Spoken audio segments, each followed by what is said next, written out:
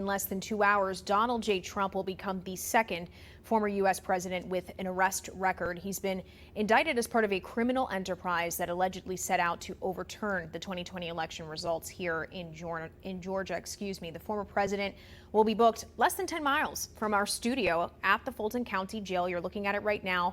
And I want to bring in Gerard Filitti, senior counsel at the Lawfare Project, to just help us contextualize this. And I actually want to start with what Dell and Avajoy were talking about right now with the update from Fani Willis's offices this afternoon, filing that motion to start trial on October 23rd. And then you have co-defendant Kenneth Chesborough, who filed that motion for a speedy trial. What is your reaction to this chain of event? I say singular because there's a lot happening.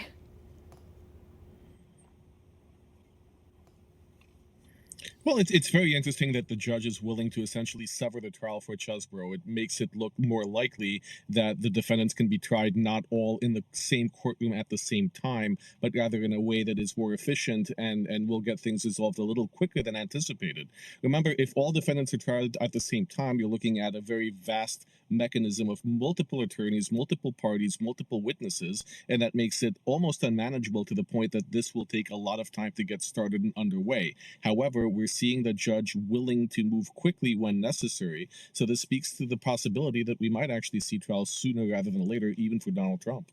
I mean, as you mentioned, the district attorney hoping to do all of this collectively, but it's not seeming to unfold that way, given how we're already seeing this kind of splinter with each individual co-defendant, and we'll get into more details of that.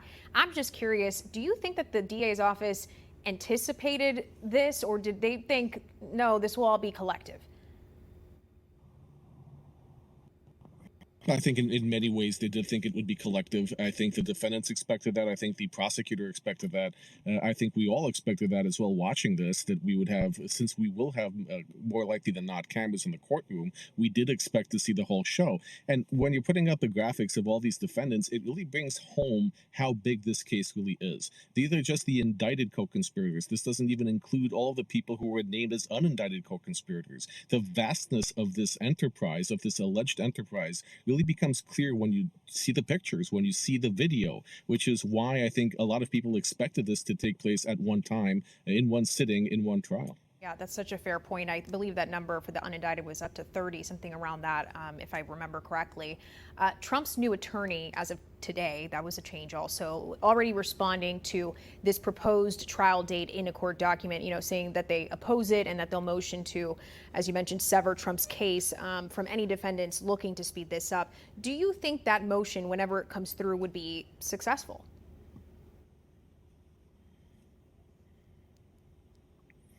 I think it is more likely than not that President Trump can sever his case. I think that the issues raised to him and what he was involved with make it paramount that he have the priority of the court. In other words, that the court not be distracted by multiple other defendants at the same time, that the court can focus solely on the evidence as pertains to Donald Trump. And quite frankly, this also works in the prosecution's favor, because it may be that some of these cases are resolved before Donald Trump even comes to trial. So you will be able to confront President Trump with guilty verdicts or perhaps guilty pleas or plea deals, and this will only strengthen the prosecution's case. Mark Meadows, Jeffrey Clark, and David Schaefer, these are three of the 19 co-defendants that have already filed to move their case to federal court. What do you make of this strategy?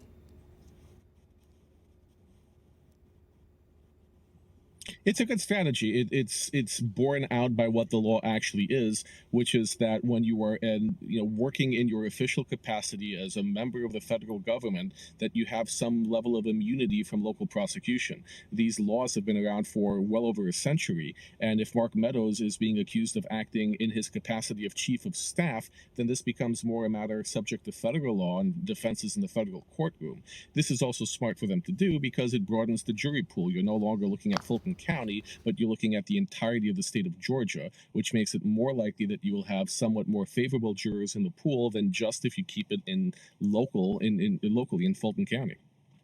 We've got about 30 seconds left, and I just really want to toss it over to you. I'm curious, what are you thinking? What is standing out to you that maybe we're missing as we talk about all of this historic coverage?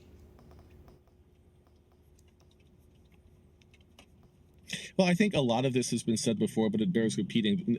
Not just the unprecedented nature of it, but the fact that we are looking at a person who is on trial essentially for accused of trying to subvert the judicial process, to subvert the legal process, using his attorneys to do so, using his staff to do so. These are charges that, when you are levying them against the President of the United States, gives us the uncomfortable feeling that we should not be in this position at all. We scratch our heads wondering how we got to this point in America that a former president stands accused of these things, is unrepentant about his conduct, and is looking at trial. And this really is the historic nature of what we're looking at with Donald Trump. Gerard Filitti, as always, we appreciate your insight. Thank you so much.